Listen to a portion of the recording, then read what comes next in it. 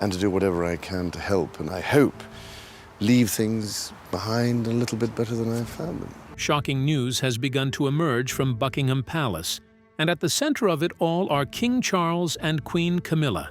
According to palace sources, their marriage is facing its biggest test yet, with Charles now declaring divorce after a series of shocking events. With this development, tension inside the palace is rising, and the future of the monarchy hangs in the balance. So what really happened behind the palace walls, and how could this affect the crown's future? Stay with us as we break it all down. Camilla, Diana, and Charles. Relationship. Triangle. The news about the fallout between Camilla and Charles did not come out from any media outlet like many expected. Instead, it came quietly from inside the palace walls. You see, according to close sources within Buckingham Palace, the tension between the king and queen has reached a level no one thought possible. But before examining the main issue at hand, it's important to look back at how it all started, and that takes us straight to the complicated triangle between Charles, Diana, and Camilla. So stay with us till the end of this video, because what we're about to uncover will give you the full gist of everything. In July 1981, the world stopped to watch the wedding of Prince Charles, heir to the throne, and Lady Diana Spencer. It was broadcast to millions of people across the globe and described as a fairy tale come to life. Diana, who was just 20 years old, looked like the perfect princess, while Charles, at 32, was finally settling into the role expected of him. But behind the smiles and glamour, problems already existed. Even before his marriage, Charles had been deeply attached to Camilla Parker Bowles. Their friendship went back to the early 1970s. Though Camilla had married Andrew Parker Bowles in 1973, her bond with Charles never truly ended. It reached a point where Princess Diana openly admitted that her marriage was never truly between just two people. From the start, she felt the weight of another presence, knowing deep down that her husband's heart was never entirely hers. By the mid-1980s, the cracks in Charles and Diana's marriage were clear. Diana felt isolated, trapped by palace life, and often overshadowed by her husband's closeness to Camilla. Charles, meanwhile, grew more distant, unhappy with the public role he had to play. Behind closed doors, arguments and unhappiness became normal. In public, the couple kept appearances, attending royal duties side by side. But friends and insiders knew the truth that the public display of affection was not the fairy tale people believed it to be. And then shocker came in 1993 with the release of the infamous Camillagate tapes. These were recordings of a private conversation between Charles and Camilla from 1989. The call was filled with intimate remarks never meant for the public. When the transcripts were published in newspapers, the scandal exploded. The British public, already suspicious of Charles, turned heavily against him.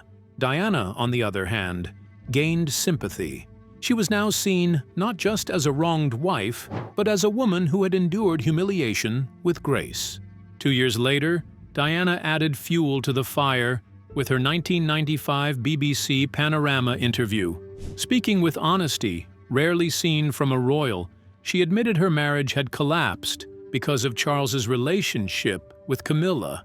Her words shocked the world and further damaged the monarchy's image. Then came December 1992, when Prime Minister John Major announced to Parliament that Charles and Diana had separated. By 1996, the divorce was finalized. The end of their marriage was painful, public, and filled with bitterness. Even though separated from the royal family, Diana shone in her own right. Princess Diana threw herself into charity work, tackling issues others avoided, like HIV/AIDS awareness and the campaign against landmines. She also devoted herself to raising Prince William and Prince Harry with as much normalcy as possible, despite the constant glare of the media. But tragedy struck in August 1997. Diana died in a car crash in Paris, aged just 36. The news sent shockwaves across the world. Crowds filled the streets of London, mourning a woman who'd captured hearts everywhere. Her funeral was watched globally, and her memory became fixed as the people's princess. After Diana's death, Charles faced the grave task of rebuilding his image. For many, Camilla was the villain of the story, blamed for destroying Diana's marriage and happiness. Public anger toward her was fierce, and she kept out of the spotlight for years. But time began to soften views. Charles continued his royal duties, gradually introducing Camilla into his public life. She took on charity work and remained discreet, never trying to outshine Diana's memory. Slowly, opinion began to change. Then it happened against all odds. In 2005, Charles and Camilla married in a modest civil ceremony, followed by a blessing at St. George's Chapel in Windsor. To show how much disapproval Charles got from his marriage to Camilla, his onderbeurt, shown, own mother Queen Elizabeth II, did not attend the civil wedding, but after much pressure from Charles, she showed her support. Camilla chose the title Duchess of Cornwall, avoiding Princess of Wales, which remained closely linked to Diana. The marriage marked a turning point. For the first time, Charles and Camilla were able to live openly as a couple, though the memory of Diana never truly left public conversation. But that was not all. In September 2022, Queen Elizabeth II passed away at the age of 96. After 70 years on the throne, her reign ended, and Charles finally became King Charles III. At his side stood Camilla, now Queen Consort. It was the moment Charles had prepared for his entire life, but it came with mixed emotions. Many still saw Diana as the rightful queen in spirit. Camilla, though more accepted than before, continued to face criticism in some quarters. Yet officially, she was now queen, sharing the throne with her husband. Not long after his coronation, another challenge came. In February 2024, Buckingham Palace revealed that Charles had been diagnosed with cancer after a routine medical procedure. Though the type of cancer was not specified, the announcement confirmed he had begun treatment and would be stepping back from some of his public duties. The news shocked the nation. Charles had waited decades to become king, only to be faced with a serious illness within 2 years of taking the throne. Questions about succession began to circulate, with many looking to Prince William as the future of the monarchy. During this time, Camilla did something that shocked everyone and made Charles feel betrayed. Want to know what really happened? Keep watching. Camilla Betrayal.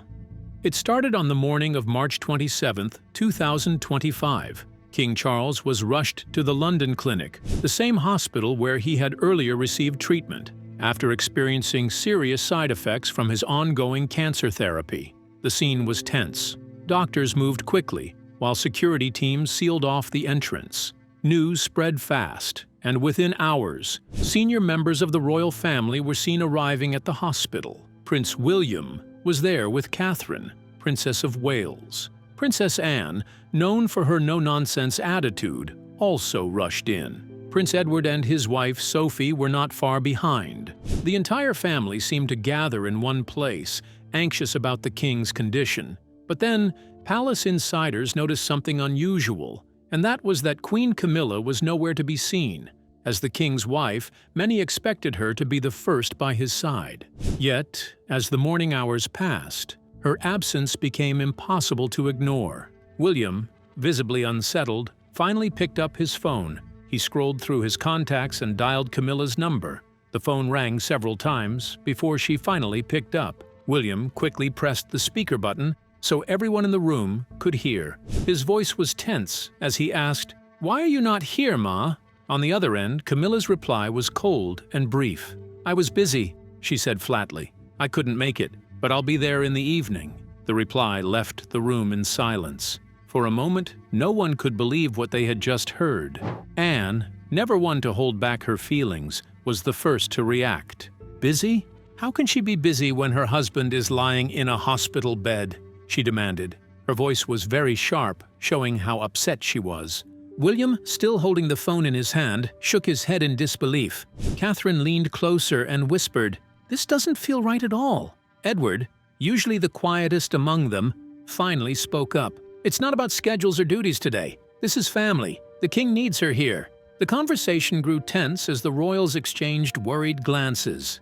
To them, Camilla's absence felt more than unusual. It felt disrespectful. Anne pressed further. There's no reason on earth for her not to be here, unless she doesn't care. But before the discussion could continue, the sound of the king's weak but firm voice broke through the tension. From his hospital bed, Charles spoke with surprising clarity. I trust her, he said. If she is busy, then it must be something very important. Leave it at that. His words silenced the room. No one dared to challenge him directly, though unease lingered among them. William exchanged a glance with Catherine, and Anne folded her arms, clearly unconvinced. The loyalty Charles showed to Camilla, even in his fragile state, only deepened the mystery of why she was absent. Later that evening, Camilla finally arrived at the hospital. All eyes turned as she stepped through the main entrance. She was dressed elegantly, wearing a long dark coat with a silk scarf tied neatly around her neck. Her expression was unreadable, and the moment she walked into the building, word spread quickly among staff and family members alike. When Camilla finally stepped into the hospital room, all eyes turned toward her. The tension was heavy, and it was Princess Anne who spoke first. Her tone was calm, but sharp. "Why were you not here this morning?" she asked quietly. Camilla paused at the doorway, standing still for a few seconds before giving her answer. "One of my grandchildren needed me," she said, explaining that she had been helping Lola prepare for an essay, a reason that felt almost irrelevant given the situation. The moment those words left her mouth, everyone in the room exchanged stunned glances. No one spoke. The silence was thick, filled with disbelief. For nearly 5 minutes, Camilla remained standing, unmoved by the atmosphere around her. At last, she walked slowly to Charles's bedside. Leaning down slightly, she tapped his head with her hand in a soft gesture and asked, "How are you feeling?" "I'm a bit better," Charles replied, his voice faint but steady. The two spoke quietly for a few minutes, their words too soft for others to fully catch. Then, as the family gathered closer, it became clear they would soon have to shift to the main issue at hand, the matter of Charles's official engagements. The following day was packed with duties, and with the king still weak from treatment, someone would need to step in. William was the first to break the silence. "What are we going to do about tomorrow?" he asked, his voice low but firm. Anne quickly nodded. "Yes. Tomorrow there are 3 engagements Charles is supposed to attend. We can't simply leave them hanging, so how do we handle it?" Charles leaned back slightly on his pillows, his face pale but thoughtful. He turned his gaze toward Camilla, who sat across the room, her hands folded neatly in her lap. After a pause, he spoke. "That won't be a problem," he said. "We have the Queen Consort here. She will represent me at the first one, the ambassador's reception at Buckingham Palace. William will go for the second, and Anne, you can handle the third." Anne and William exchanged quick glances, then nodded. "That's a good idea," Anne agreed. "It shows unity. We can divide and cover everything without issue." But before the plan could settle, Camilla raised her head. Her expression was calm, almost detached, as she spoke words that stunned the room. "Keep watching for more." "I don't think that will be possible," she said evenly. "I'm busy. In fact, I will be leaving soon." Charles's eyes widened. "What?" His voice cracked with disbelief. "What do you mean busy? What could possibly be more important than your role as Queen Consort, especially when I am unwell?" Camilla crossed one leg over the other, her tone unwavering. "I promised to prepare my granddaughter Lola for her essay. That is bigger than anything at this point." Anne shot forward in her chair, her frustration spilling over. "Bigger than a sick king's order?" she snapped. "Do you even hear yourself?" Camilla's gaze did not waver. "I am not flaunting any order. I am simply doing what I believe is right. Family comes first." She glanced at her watch, then added with a faint smile, "Oops, I have to be on my way." And just like that, she stood, adjusted her coat, and left the hospital room, without so much as asking for permission. The heavy door closed behind her, and the same silence that had filled the room earlier returned, only thicker, heavier. Everyone's eyes eventually turned back to Charles, whose face showed more hurt than anger. His trust had been shaken, but he tried to steady himself for the sake of dignity. "What do we do now?" he asked softly. Edward, who had been quiet until then, spoke up. "I can go. It won't be a problem." But Charles shook his head. "No," he said firmly. "The Queen Consort ought to be present at one event at least to show a united front. That is the expectation. If she will not appear, then we cannot simply replace her as though it doesn't matter. The room fell quiet again, every word sinking in. For Charles, duty was sacred, and Camilla's absence now meant more than just a missed appointment. It was a blow to the very image of the monarchy. With no other choice, Charles gave the final word. We would have to postpone. And so, the following morning, the royal household released a statement. It read that the king's engagements had been postponed due to his health, and that he would resume duties as soon as possible. The public, unaware of what had really taken place inside that hospital room, reacted with sadness and sympathy. Messages of support poured in from across the world. But behind palace walls, the truth was far more painful.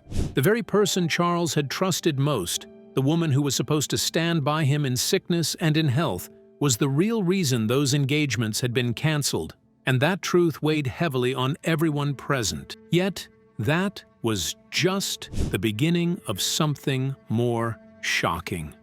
Stay with us. Diana's missing jewelries. After several days at the London clinic, King Charles was finally discharged. He returned to Buckingham Palace looking frail but determined to resume his duties. Outwardly, he tried to maintain the image of strength, smiling for the cameras as he was driven back to the palace gates.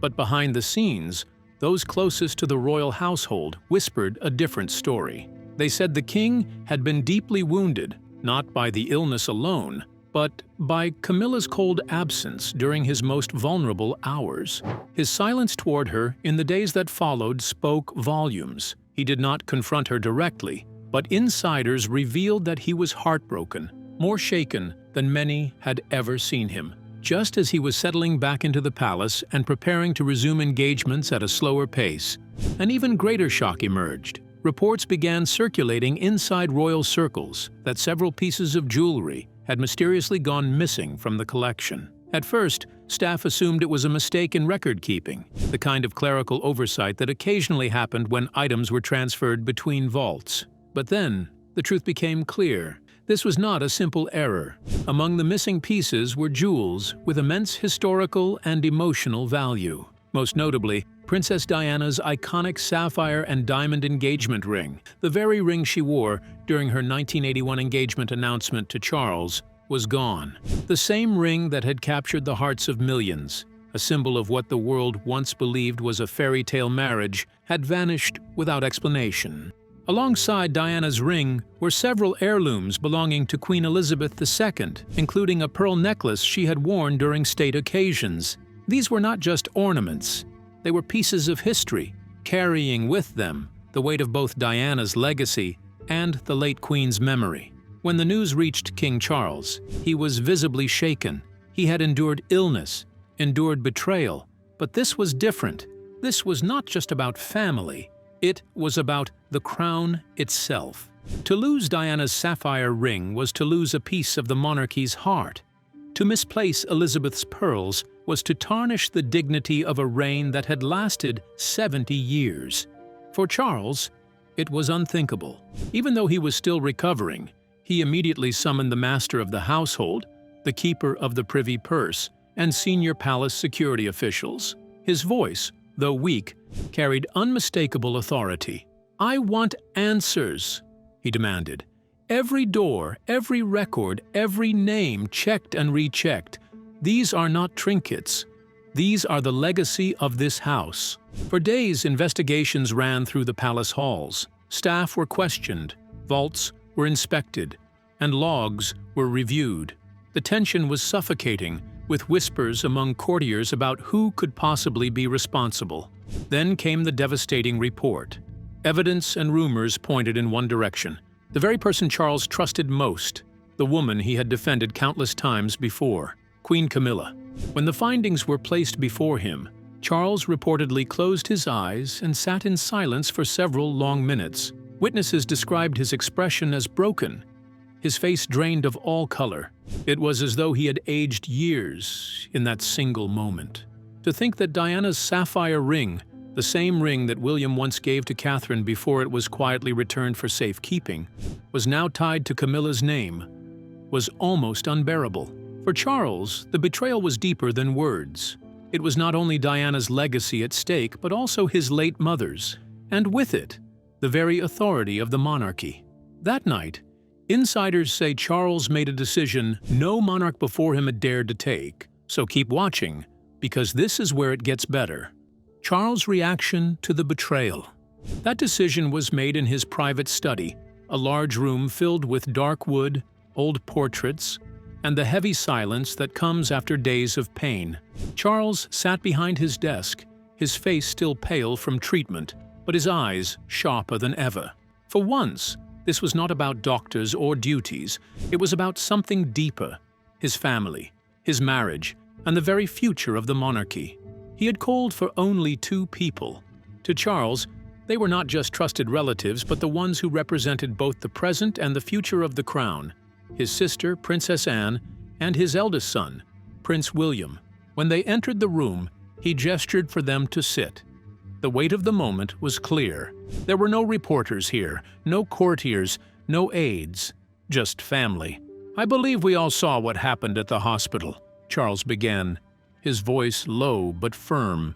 "I must confess that Camilla's actions at the hospital tore me apart, but at that time, I had to let it go. I told myself it was for love, and also for the sake of keeping the monarchy together."